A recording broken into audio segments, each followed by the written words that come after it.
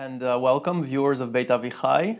Sadly, we've reached the last of our three-part series about the last Jews of the Middle East, and I would add North Africa, because today that's exactly what we're going to be talking about. So in this series, we've been following both the histories and the oral histories, meaning the personal stories of Jews originating in Arabic-speaking lands. We started off with Iraq and Yemen, then we moved on to Syria and Egypt. And today we are moving our focus from what is called in Arabic al-Mashriq al-Arabi, or the Levant, we're going to move westward today and focus on two communities in what's called in Arabic al-Maghrib al-Arabi, or the Maghreb, or North Africa. And I called this the Jews of the Middle East, and one of my interviewees protested that in fact Morocco is not part of the Middle East but is North Africa. And as we'll see, the identities of both Jews and Arabs living in North Africa is quite different and quite distinct from the identities of Jews and Muslims living in the East, in the eastern realms of the Arabic-speaking world. And the experiences of Jews, as we'll see today, in the communities that we'll visit are also quite different, are markedly different than the ones that we've seen in the East. So we'll start with Morocco today. And Morocco is a country today that has the population of roughly 37 million inhabitants, residents, and was also the home up until the early 50s to the largest Jewish community in the Arabic-speaking world.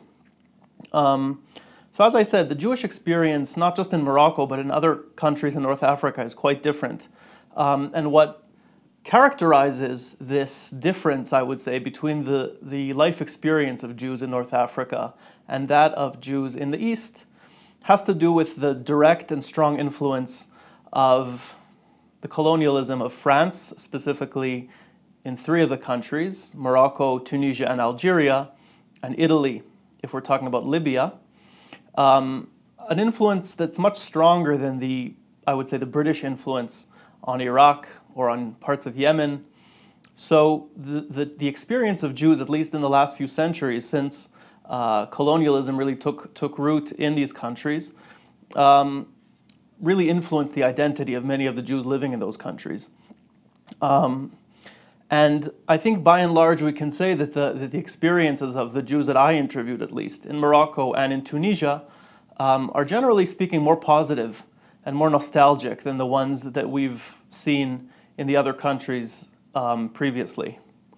One of the challenges I had in interviewing Jews from these countries is, number one, many of them don't speak Arabic anymore because of this direct French influence. Many of them were speaking French, sometimes Spanish, sometimes other languages like Ladino, even in their countries of origin, for many decades. So they don't speak Arabic anymore. Another challenge is the fact that their dialects, the Maghrebi dialect, the North African dialect, is very, very different than the one that I've studied. And it was very difficult for me to manage to understand them and then translate them into English or into standard Arabic. So I needed sometimes I needed the help of native Moroccan speakers. Some of these communities hardly reached Israel, for example, and the case in point is Algeria, which was directly dominated and colonized by France from the year 1830. And by 1870, all the Jews of Algeria received French passports or French identity cards and became essentially fully French as citizens. So they were completely immersed in the identity of France. And when independence finally happened in the early 1960s, these Jews fled or left en masse, left Algeria en masse, mostly to France. A few left to Israel as well. So the largest Algerian Jewish community is today in France. So it was harder for me to find Jews from Algeria, and especially Jews who speak Arabic. So that generation is basically finished. There are no Jews that we know of that are left today in Algeria. I also couldn't find Jews from Libya. But if you know any Jews, either from Algeria or Libya, who speak Arabic, preferably, please send them my way. So today we're going to focus on the two countries that I did manage to find living speakers of those languages, and those are Morocco and Tunisia, which are, as I said in the introduction in the first episode, the only two countries where there's still a sizable Jewish community within the Arabic-speaking world. And let's start with Morocco, which still has the largest Jewish community in the Arab world. So as I said, Morocco was home to the largest Jewish community. At its peak, around 1948, the community numbered some 260,000 Jews. That's an estimate.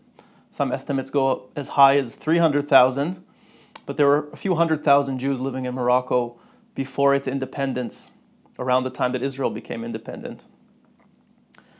Today, around 2,000 Jews live in Morocco, mostly in the cities of Casablanca, which is the largest commercial hub, business center of Morocco, and Marrakesh, which is the former capital, a cultural hub as well. I visited Marrakesh a few years ago, before the peace treaties between Israel and Morocco were signed recently. I had the privilege of staying in the ancient synagogue in the old city, or the Millah, a concept we're going to talk about, that word Millah, the ghetto, the Jewish old neighborhood of Marrakesh, and to spend a Shabbat there in that synagogue, a synagogue called Salat al-Azama. And it was a very interesting cultural experience. So Jewish communities still live in two of those cities, and of course a small number are scattered in other cities like Fez, Rabat, Tangier, Tetuan. Let's talk about the history of the Moroccan community. So the earliest archaeological evidence of a Jewish presence in Morocco was found in the Roman city of Volubilis. I don't know if that's how it's pronounced, Volubilis, near Meknes, a city that we're going to meet pretty soon. And it dates to the 3rd century Common Era. This is a city that's really on the southwesternmost perimeter or border of the Roman Empire at the time. And what they found in this city are gravestones with both Hebrew and Greek inscriptions. And one of the gravestones or tombstones with the Greek inscription read, Protopolites Kaikilianos, that's a name, the head of a Jewish congregation, synagogue. That's the word that was used originally in the Greek. And that shows that there was already a Jewish community of some number in that city, Volubilis. Probably Jews that arrived with the Roman troops or with the Romans that entered the area. So that indicates that there was quite a large Jewish community at the time. I think here we have a few pictures of some of those relics, some of those tombstones that were found in that city. And you can see the Hebrew inscriptions there.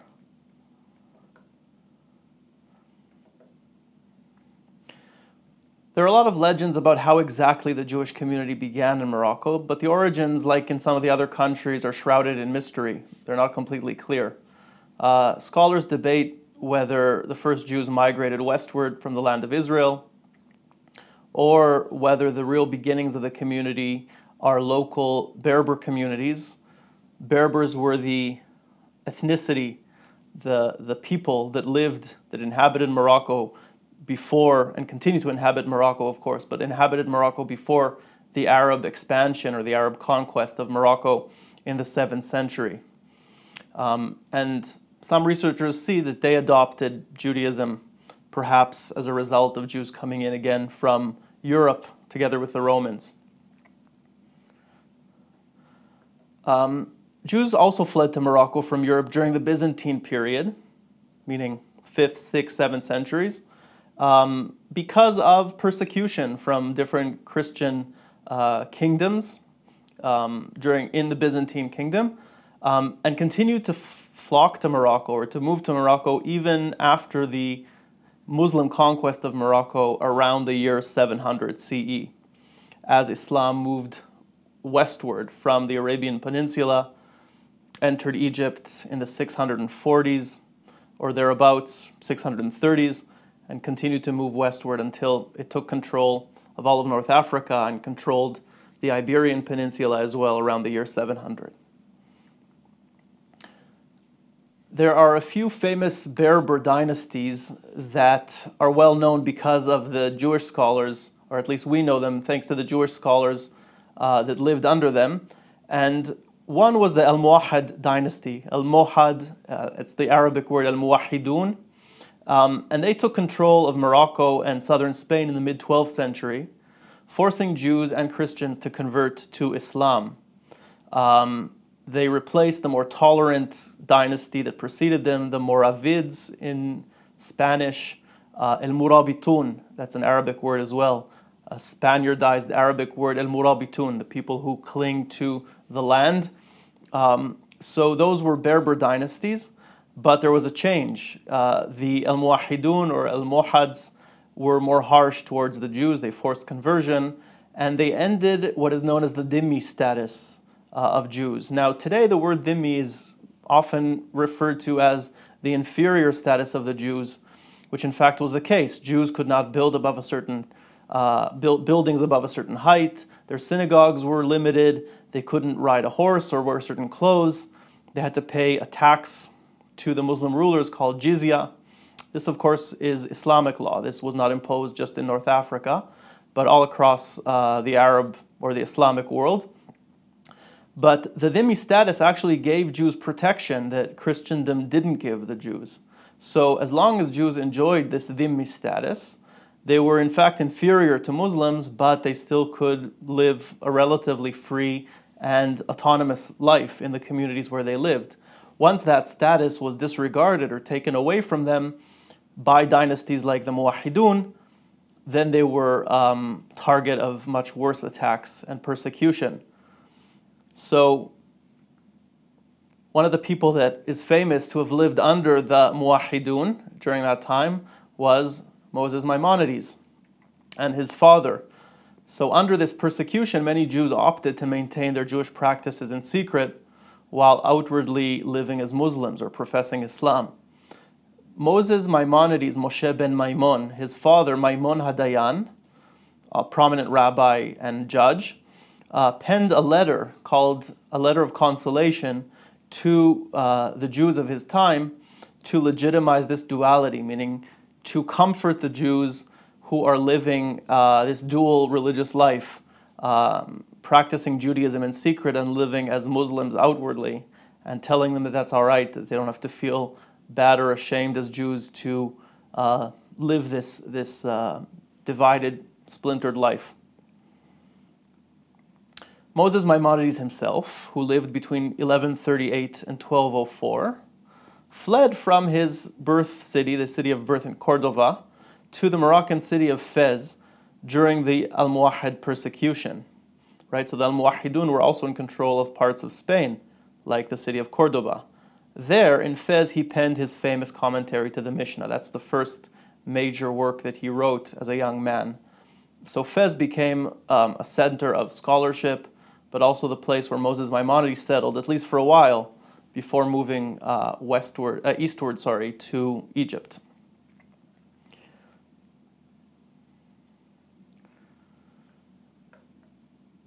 Now, famously, the persecution of Jews intensified under Catholic rule in Spain, starting from the end of the 14th century, I believe around 1391, and culminating about a century later in their expulsion in 1492. That's the expulsion of the Jews who didn't agree to accept Catholicism. The Jewish migrants to Morocco, those who migrated south, were known in Hebrew as Megorashim, or people who are banished. And they joined this local community that as we've seen, was already living there for hundreds of years, known as Toshavim. So we had at this point two distinct Jewish communities living in Morocco, the new wave, the Megorashim, and the older wave, the Toshavim. The first Mellah, that word I mentioned before, was created in Fez, that city where Maimonides settled in the 15th century. We're going to hear a little bit more about that city or that Mellah from one of my interviewees, Yona Abedur, who comes from that city. The word Mellah reminds us in Hebrew of the word melach, or salt, and it just is named after a place a location in the city of Fez where the first ghetto, or Mellah, this gated neighborhood with gates and walls, this walled neighborhood, was created, probably named after a source of salt water or a salt quarry or something of that nature.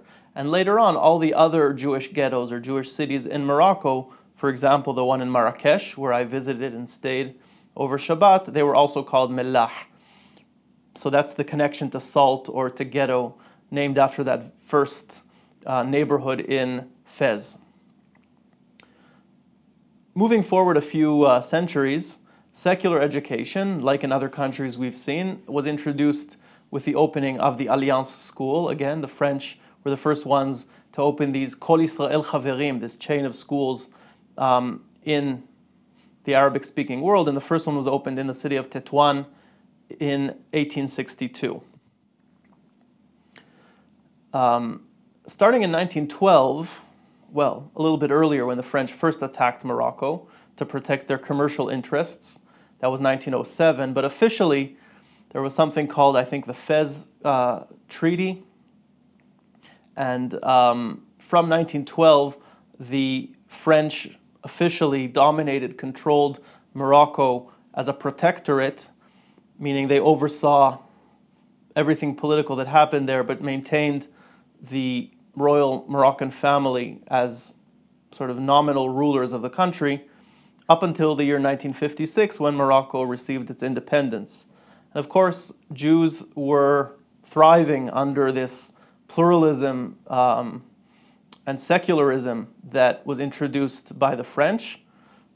Not sure about the regular citizens of Morocco, the regular Muslim majority of Morocco, but Jews and other minorities certainly did better under European protection.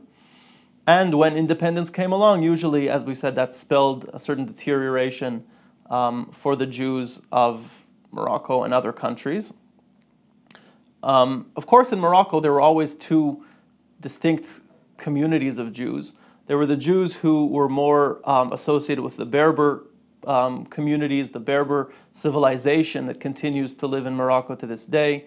Jews who spoke the Berber language, who lived in remote villages in the Atlas Mountains, and who weren't so immersed in the French, European, somewhat secular culture that came with colonialism. And then there were the Jews of the cities of Casablanca, Meknes, Marrakesh, and other cities who were much more influenced by Western culture and secularization and French culture. I'd like to introduce you to a woman who passed away a few years after I interviewed her, maybe a year after I interviewed her. And she was the grandmother of a friend of mine. And I met her in Paris and came to her apartment to interview her. It was very difficult for me to actually understand her, both because of the way she spoke, which wasn't so clear at that point in her life, but also because of the very unique Meknesi dialect, Jewish Moroccan dialect that she spoke. So I sat there with her grandson, asking questions, both in attempting to ask in literary Arabic, but also in French, understanding maybe 20% of the answers and then moving on to the next question, then taking the footage back to Israel and sitting with a Moroccan Oleh, a young Oleh, who helped me decipher what her answers were. And it was really a treasure trove of information, very authentic information about the life that Moroccan Jews lived early on in this century. And Yaqut Ammar, who grew up in Meknes, which is a very famous Jewish center of study, of rabbinics, founded by the exiles from Spain following 1492. And in this video, or in this excerpt, Yaqut describes the life of Jews in Meknes and the nostalgia she has for it. So let's watch that video. بيتي بل كانت مزيانة المعيشة. المرة كان خيار وكانوا تبارك الله الخضاري بزاف المواكل. الزواج كان كيطير العيد 8 أيام الزواج 8 أيام سيتي إكسترا. واليهود والمسلمين كنا كنسحبو كلنا كنا كلنا كانت حبة ما كانت ديفيرانس بعدا ولا بعدا كنا كلنا مزيانين وكانت عارفو كلنا كنا دي فاميليا وحدة فصلاح يحصل على فساح النهار الوليدي فساح على زين كان في بكري الوليدة الصغار كيبدلو دايا بس ماشي ايسو ويمشيو يتسالو يحصل على فساح النهار الأولي وليت لي ميمونة حنا كنا كنعمل الميمونة كنا كنرصيو ميدان ونطرحو فيها كرسي وديك يجي كيقولك ترباح ويدوق بوحدو شبعوت كنا كنزريو بالماء وكنبزقو العواتا بس ما نجيش كانوا كيبزقو العواتا وكيبزقو بنادم واحد سبعوت أنا كنت صغيرة لو شيف ديالهم اللي كيقودو مرضني فوق عنقو وكيقول لي أراون الماء سيدنا أراون الماء سيدنا وحنا كنتساراو معاه أراون الماء ويما راتني فوق منو كتعملي هيدا أصحو فترة علاش راكبة فوق ذاك الراجل هذاك الدربامي شابوعوت كيدوز مخيار في المياه وكيمشيو دار الحخامر بيشواح وكيشربو محيا هذيك اللي كيدربو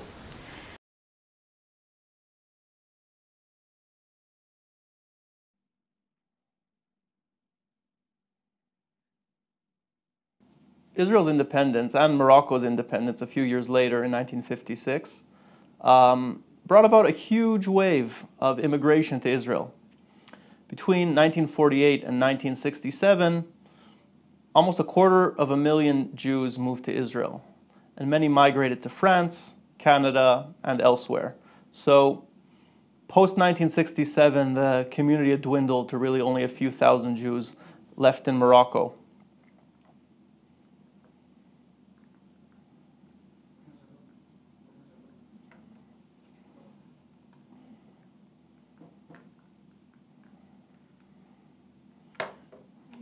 Trying to move on.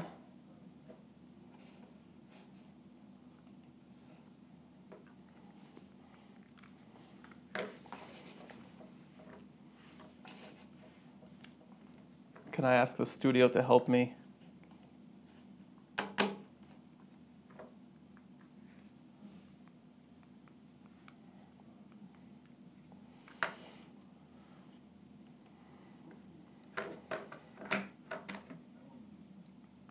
Studio?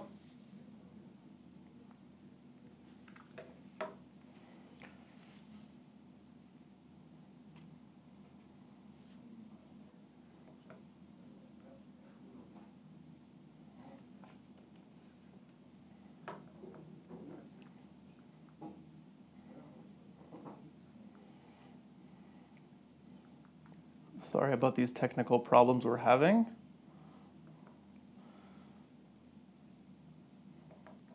Maybe we'll take some questions while we're waiting for these problems to be solved. Tamar, are you there? No. She said she hopes the recording has sound, and it does have sound, and we have the unique dialect. We'll try to get the sound to work and then put it up. Razi wants to know, Elchanan, if you've ever visited Morocco. Yeah, so I visited Morocco about 5-6 years ago. I visited 2 cities in Morocco. This was before the peace agreements between Israel and Morocco, the Abraham Accords. And I was really blown away by the reception that Israelis got even then, before the peace agreements happened. There were loads of Israelis that I bumped into in the market in Marrakesh. They would receive visas to get into Morocco via Europe very easily, and the welcome of local Moroccans was really very warm towards Israelis. The experience of participating in Shabbat prayers in this ancient synagogue called Salat al-Azama that I mentioned before, which was made up both of a local core of a community still living in the Jewish ghetto, the Melah, as well as lots of tourists coming in, was really a unique experience. A synagogue built around a small courtyard in the very traditional Moroccan style. These courtyards known as riads, an internal courtyard surrounded by buildings. And Jews, like in many other cities in the world, have moved out of the center, the crowded center of Marrakesh, into a suburb of Marrakesh known as Guéliz, which also has a synagogue, which is a newer synagogue. When I was there, a kosher restaurant had just opened up, and this was about 4 or 5 years ago. So I think even then, even before the peace accords, Jews were really welcomed to those cities. I think due to travel today have to travel in a group. Can people go independently? I met a lot of independent travelers back then, a lot of tourists who came as families. Of course, for a while already, Jews would come for the Hilula. They would come for celebrations of what we call in Ashkenazi Judaism, Yortzeit, right? The celebration of the day of death of an important rabbi. About 2 hours away from Marrakesh is the coastal city of Sawira, known in the past as Mogador. And this city also was a center of learning, a center of Jewish culture. 3 synagogues that are being renovated by the local government, like in other places in the world, like we saw in Egypt. The government and private donations also renovating synagogues in Essaouira. And Essaouira was the city of the Pinto family, a family of rabbis, Mekubalim or Kabbalists. And these cemeteries are maintained very beautifully by local Muslims still living there. And the entire neighborhoods of places where Jews left in the 50s and 60s are not touched. The property is still being maintained by the Jewish communities, by the local government in those areas. We have a few. Elkan, we have a few good questions piling up, but I think the presentation should be working now. So let's try and see if we can continue, and we'll get back to questions at the end. Somehow our mouse has stopped working.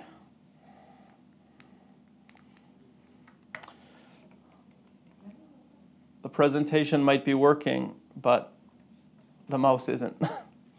So we'll ask another question, and maybe they can bring you the keyboard.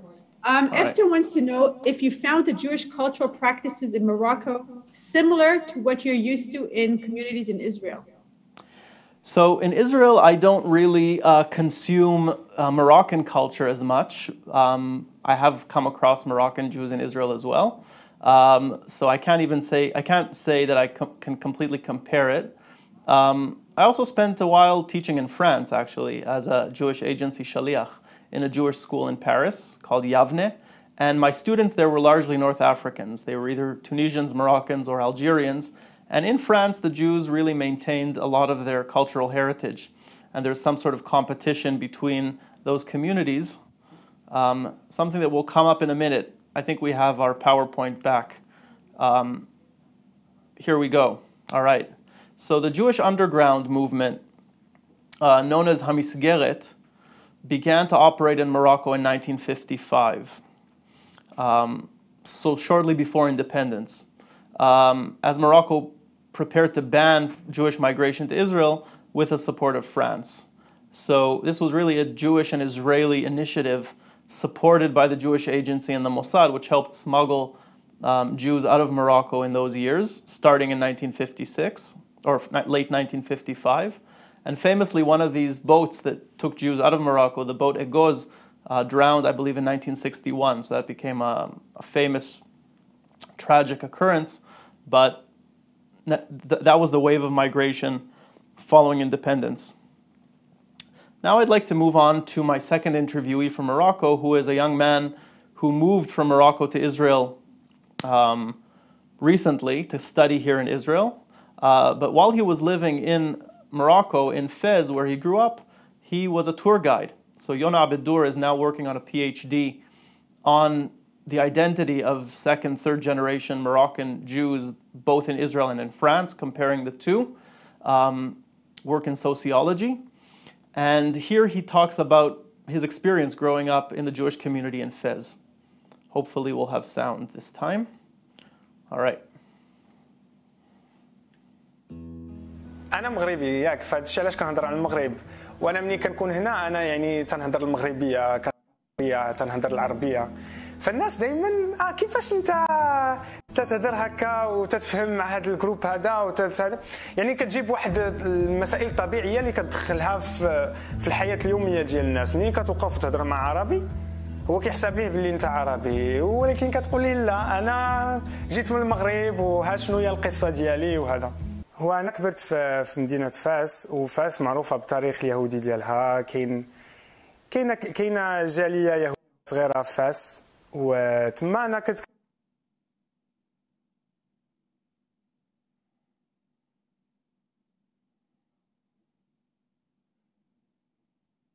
كنمشاو في فاس اللي ما حبوش يهاجروها، اللي ما حبوش يهاجروا حتى لمدينه اخرى، هو بغى يبقى غير في فاس، ما يمشي لا لاسرائيل لا لفرنسا. عنده الفاميليا ديالو في اسرائيل وفرنسا، ولكن هو حابب باش يبقى ساكن تما.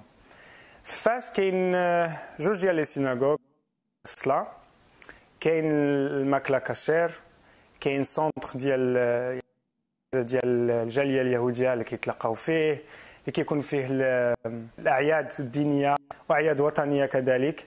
مثلا بمناسبه العيد العرش ديال الملك محمد السادس، كل سنه كتقام تما احتفاليات ديال الاحتفالا بعيد العرش. وفي كل احتفال هذا لو غابان هذا اللي قلت لك عليه لو غابان الصباغ، كل جاليه كاينه في المغرب تتكون صلاه للملك على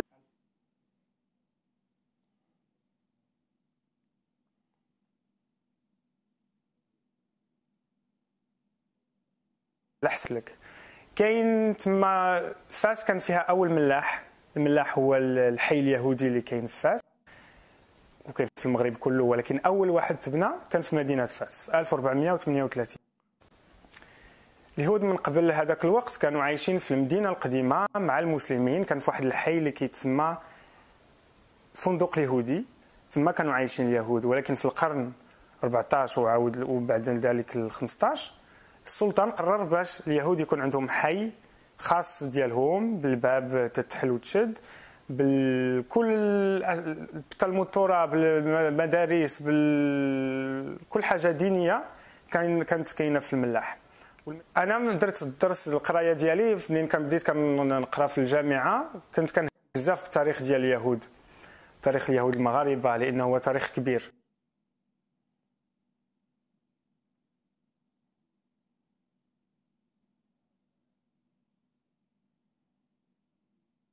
يتكلموا العربيه ما كانوش يعرفوها.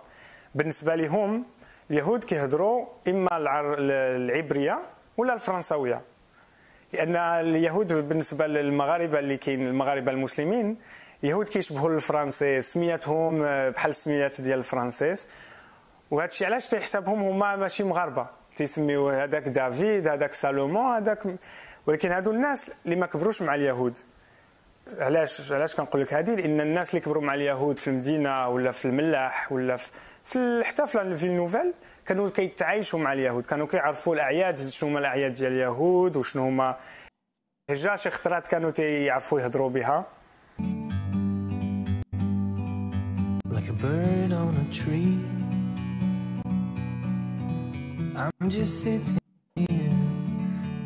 Hear how even the dialect that Yona speaks in, the Moroccan dialect, is full of French words, in addition to, of course, Hebrew when he speaks about Hebrew subjects. But the French is very prominent within the Moroccan Jewish dialect. Let's move on to the next country we want to deal with, and that's Tunisia.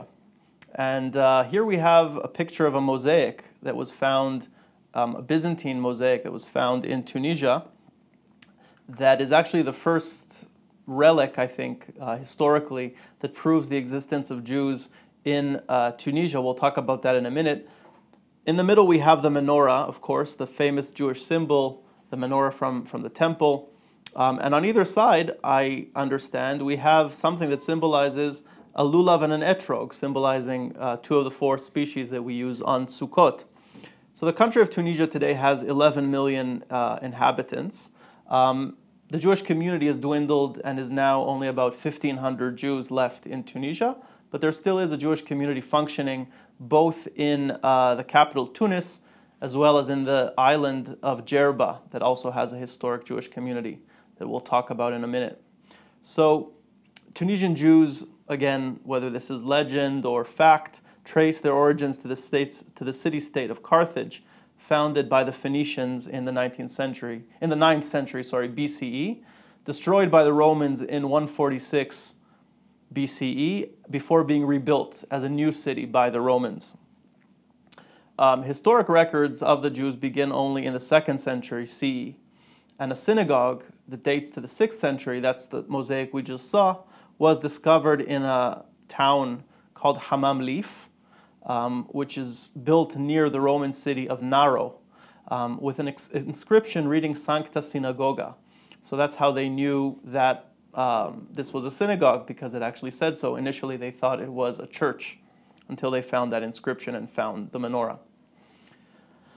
Following the Islamic conquest in the 7th century, Jews thrived in Tunisia, especially in the city of Qayrawan, which became a very important central center of learning for Jews. That city was founded by the Arab general who conquered or occupied Tunisia, Uqba bin Nafi', in the year 670. The Cairo Gniza, which I mentioned before when we spoke about Cairo, gives us valuable information about the yeshiva founded in that city, the city of Qayrawan, and the sages, the rabbis who lived there during the 10th and 11th centuries, including really famous, well-known Talmudic interpreters, what we know as Rishonim, the early rabbinic commentators on the Talmud, early legalists, people writing the basis of Jewish codes, later found in the Shulchan Aruch and later books, rabbis like Rav Nissim Gaon, who was still part of the Gaonic period, the late Gaonic period, Rabbi Chushiel and his son Rabbeinu Hananel ben Chushiel, who we still find to this day on the Talmud as one of the central Talmud commentators, people who explain to us the Pshat, the Talmud as we read it on the page, and Rabbi Yitzchak Alfasi, known as the Rif, who despite his last name, Alfasi, is not clear that he actually originated or that his family originated from the city of Fas or Fez in Morocco, because he was actually from Tunisia. Now let's move to talk about the Jews of Djerba, that second center where today I believe most of the Jews of Tunisia still live. The island of Djerba houses the largest community in Tunisia, currently numbering 1,500, that's the general population of Jews in Tunisia. Djerba contains two distinct communities, one living in a place called El-Har al-Kbira, the large neighborhood, where Jews claim to be descendants of the tribe of Zvulun, who arrived to Tunisia, to North Africa during the time of King Solomon. And El-Har al-Zghira, the small neighborhood, inhabited by priests or Kohanim, who claim to have arrived following the destruction of the first temple. So two communities. I believe they live about 7 kilometers apart from each other. But I think the larger dominant community is that of the Kohanim, and that's why Djerba is known sort of in a popular way as the island of Kohanim, or the community of Kohanim. The central place of pilgrimage, the central place of worship that remains today out of a number of synagogues that used to exist historically is the El Ghriba synagogue, considered to be the most ancient synagogue in Tunisia. And it's a pilgrimage site for Jews and Muslims. So Jews from France, Jews from Israel flock to that place to pray, to light candles. It was built in the early 19th century, but on a site which is much more ancient than that, where they believe there's a legend that speaks about a young, strange young woman who they didn't know where she was from, and died in a tragic fire. And she was known as El Ghariba, or the stranger. So that's what the legend explains as the name of that synagogue. My first interviewee is Esther Madar Asayag, who comes from the island of Jerba and grew up there until she made Aliyah in the 60s.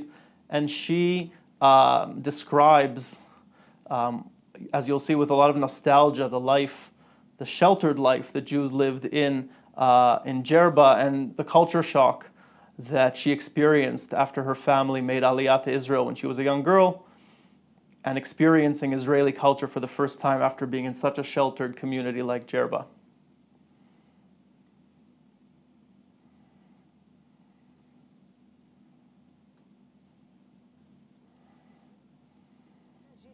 من سنين من الجربة عمره ما ينشا شتم غادي وعمره يولي في الهواء تاعو من جربة.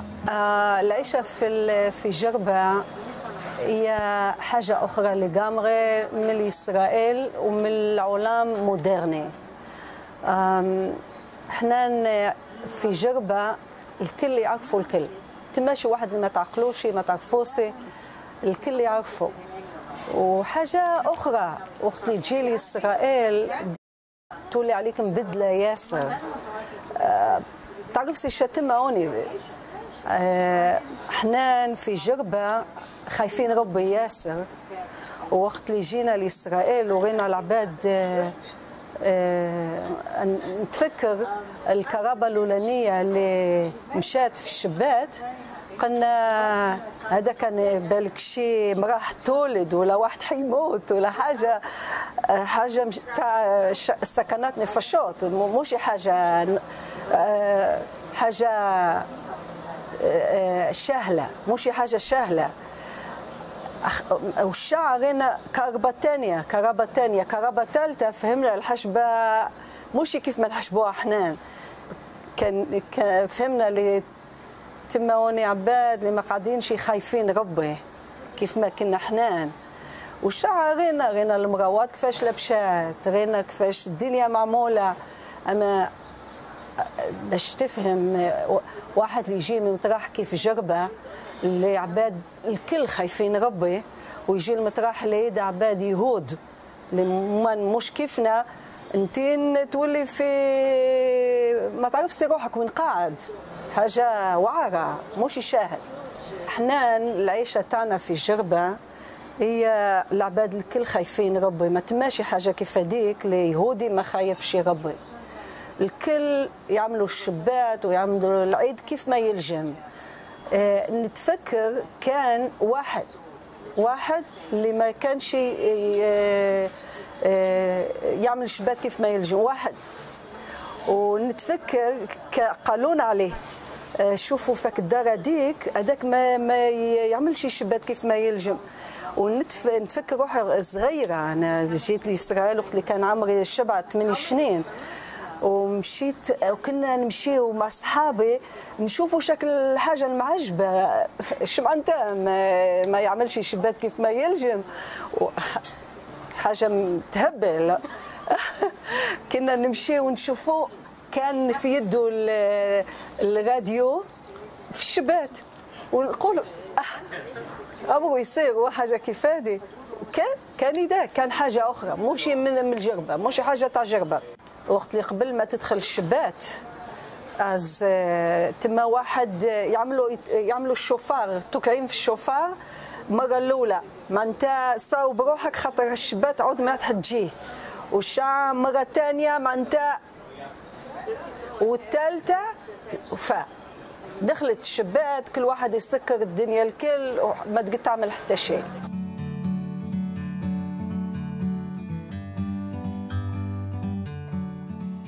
So I think you can really see in the eyes of Esther how nostalgic she is about the life that she used to live in Jerba as a young girl. As she said, she made Aliyah to Israel as a 7 or 8-year-old. But the traditions, the life they had there, that sheltered, protected life is still very much alive in her mind. The Tunisian dialect, the Jewish dialect that she spoke in Jerba, was kept alive through family, through conversations. It wasn't what she spoke, obviously, outside the home, growing up in Beersheba, although a lot of the Tunisian Jews that did make Aliyah to Israel moved to the south of Israel, to Netivot, to other communities like Beersheba and others in the south. So a few more words about Tunisian Jews. France invaded Tunisia much earlier than it did Morocco in 1881, overthrowing the autonomous government of the country in Tunisia. And it ruled the country as a protectorate, again, from 1881 until independence in 1956. In 1940, Tunisia became part of Vichy France, as did Morocco actually at the time. But at the time, the Jewish community numbered around 100,000. The Nazis, and this is a difference between Morocco and Tunisia, where the Nazis actually physically invaded Tunisia in November 1942, imposing the Yellow Star on Jews, confiscating their property, and setting up actually labor camps inside the country of Tunisia. So some 5,000 Jews were sent to labor camps where a few hundred perished. So there are what we can definitely call Holocaust survivors of the Nazi persecution, and a number of Tunisians, of course, living in France, in mainland Europe, were also sent to the main extermination camps and perished in the Holocaust. Zionism divided the Jewish community of Tunisia, despite the pro-Jewish policies of the secular president Habib Bourguiba, who we could say was a benevolent dictator, right, or the first ruler of Tunisia after independence. Violence in the early years of independence led to 40,000 Jews leaving Tunisia between 1956 and 1967, primarily to those two centers of France and Israel. So there is a difference we can see between Morocco, which was a monarchy, still is a monarchy, where Jews live under the protection of the king, where one of the senior advisors to the king, André Azoulay, is a Moroccan Jew living in Essaouira and very close to the king, and a republic like Tunisia, which became one of the early models of Arab democracy, the first place where the Arab Spring erupted, a country still struggling with its Moroccan versus its Islamist identity, overthrowing its autocrat, Zain al-Abidin bin Ali, and coming to terms with what it means to be a democratic country, but still a country where Jews are protected despite all of these upheavals, and Jews, some of them at least, still feel at home. The last interviewee that I'd like to share with you today is a young French Jew called Yohan Tayeb, who I met in Paris. And Yohan is an Arabic teacher to French Jews and non-Jews. So he teaches literary Arabic, but he also spent a significant amount of time in the Arab world, both in Egypt and in Tunisia. And he speaks here about, in literary Arabic, not Tunisian Arabic, he speaks about his experiences being a Jew in countries that aren't always so hospitable to Jews, and the efforts of hiding his Jewish identity and what that meant for him. So I think this is a good way of ending this series before we move on to questions. في تونس وممكن في أماكن أخرى يقولون ربي يعني أغابان، ويفرقون بين أغابان وديو، وهم يفخمون كلمة ربي يعني ديو، وربي يعني أغابان، ربي.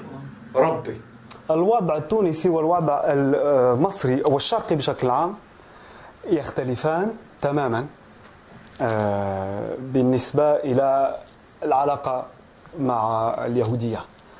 في الشرق الأوسط من الصعب جدا ومن الخطير أن تتكلم عن يهوديتك يعني لأسباب مختلفة ومتعددة، سياسية، تاريخية، لا أريد أن أحاول شرحها. فلذلك عندما كنت في مصر تكلمت عن ديني مع أصحابي الفرنسيين والأوروبيين الذين كانوا يتعلمون العربية معي في نفس المعهد. وبالنسبة إلى أصحابي المصريين فكذبت عليهم، فكان ذلك عبء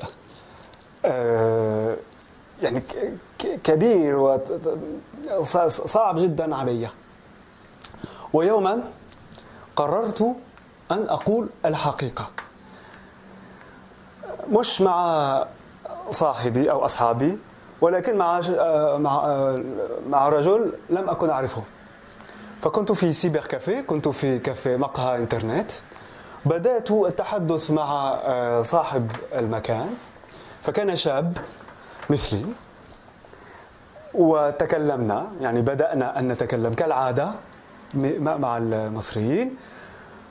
ففي مصر يكون أو ثاني سؤال أو ثالث سؤال عن دينك.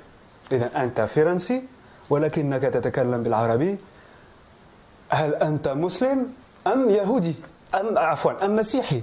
لست مسيحي ولست مسلم، فإذا ما دينك؟ أنا يهودي.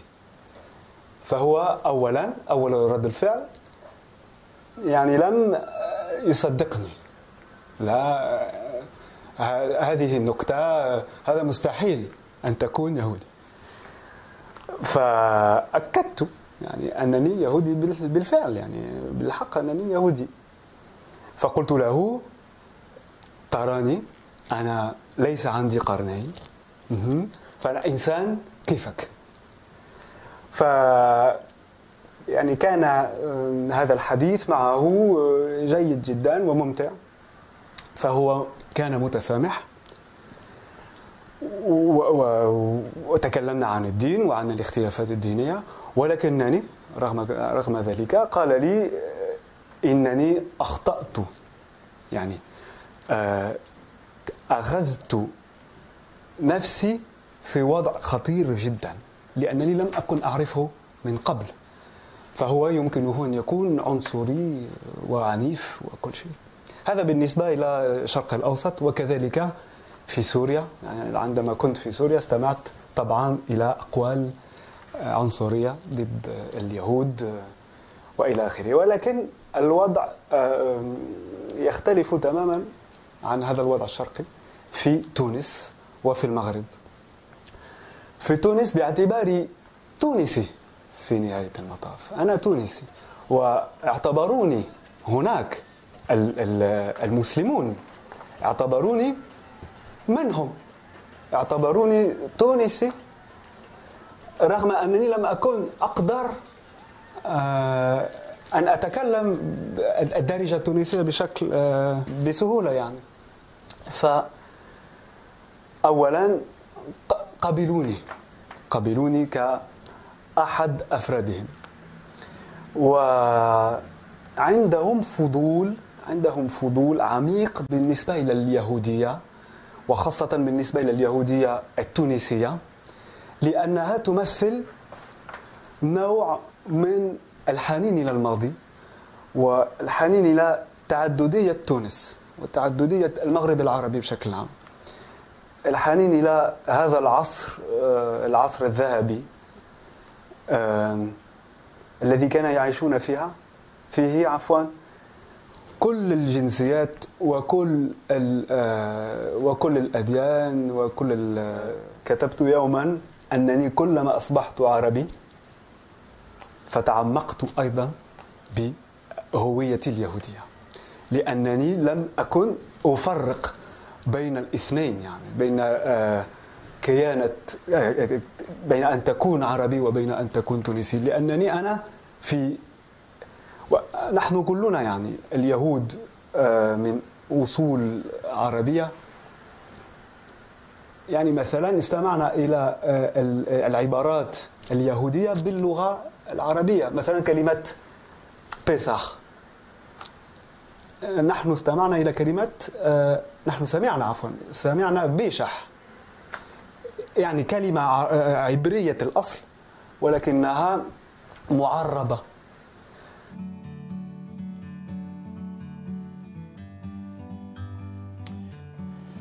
So with that, I think somewhat optimistic ending, that nostalgia that Johan talks about, that he experienced in North Africa, and that I also see a lot of in my videos and in the comments that I get.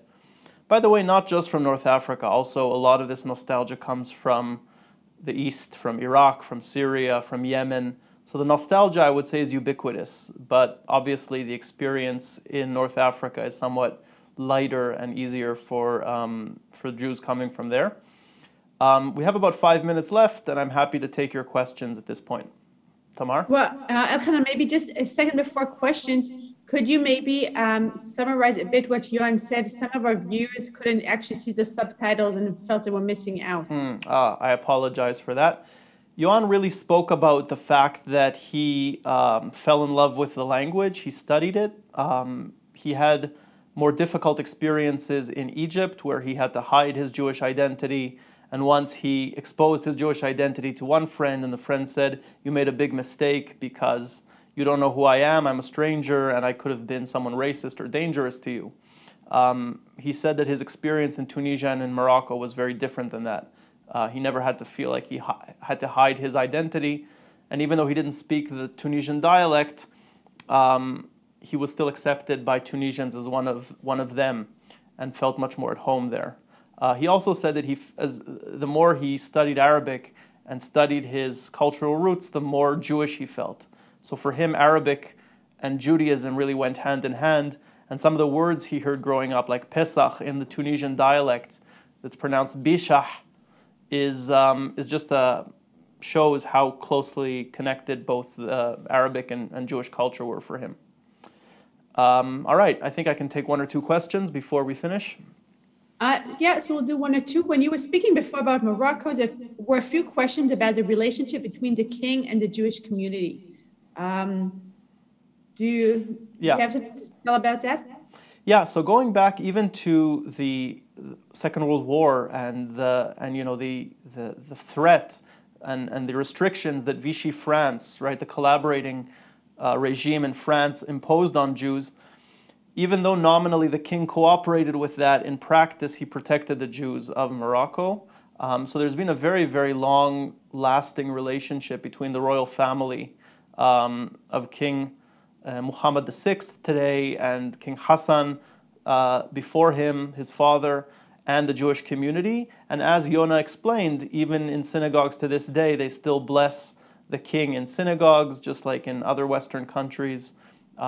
They celebrate the National Day of the Throne, and there's a very close connection between the Jewish community and the king. We saw the king there in one of the photos visiting a synagogue, and I think that's why today, it's one of the reasons why it was so easy for Morocco to join the Abraham Accords, while Tunisia, for example, or Algeria, its neighbors, definitely didn't want to do that at this point. One last question? Yeah, one last question we'll take about Djerba. Esther asked whether Esther of Djerba, did she comment at all about the Jewish dress code in Djerba compared to the Muslims? Is that a different dress code? Not that I remember, but I think she does speak in the video about how modest they were compared to the clothes that they experienced in Israel, in the secular city of Beersheba, right, in the 60s. So I don't know, I don't think they covered their hair completely with a veil like Muslims, but I'm sure they were very, very devout. Maybe I'll end with an anecdote. I was in Paris a few years ago looking for a kosher restaurant in central Paris, and the one that came up was a Tunisian restaurant. I come into this restaurant, I forget its name, but there is a Tunisian flag prominently displayed in the restaurant. The TV is open, blasting Tunisian national television. The owner of the restaurant is there grilling the meat on a grill at the entrance to the restaurant, and Arabs are coming in speaking to him in fluent Arabic. So I thought, wow, this is something you don't really see everywhere. In Israel, I never saw such a Tunisian restaurant. And you could really tell that the Jews of Djerba, this was a Djerban-run restaurant, really had very close connections to Muslims in Tunisia and really saw themselves as Tunisian. That was very noteworthy when I was there. All right, I think our time is up for today. I think we can summarize and see similar experiences throughout the countries that we surveyed, and also the importance of oral history for communities that really are on the verge of extinction, unfortunately, because of the political upheavals of the 20th century. I hope you learned something from this series. If you want to watch the rest of the videos, there's about 50 of them, and they're all available on my channel, People of the Book. either on Facebook or YouTube, you can visit the website people-book.org, where you can see the videos classified according to countries, so you can actually decide which countries you like to see. So that's people-book.org. Thanks so much for watching, and I hope you continue to take interest in this subject.